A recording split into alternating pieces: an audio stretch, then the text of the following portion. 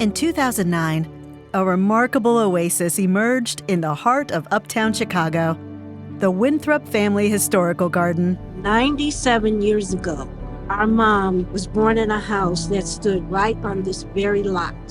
As time passed, the garden became overgrown and underused. Through city grant funding, Uptown United and MKSK embarked on a complete renovation.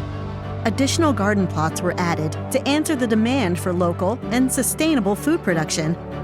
To bring neighbors together again, an open community space was created.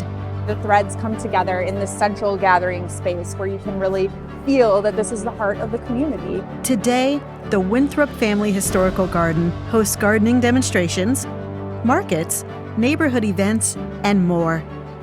Alongside the community garden plots, there are performance areas, storage and vending structures, and exhibits. Its renewed design directly reflects the diverse tapestry of residents and shares the compelling story of the Winthrop Avenue family's history and legacy.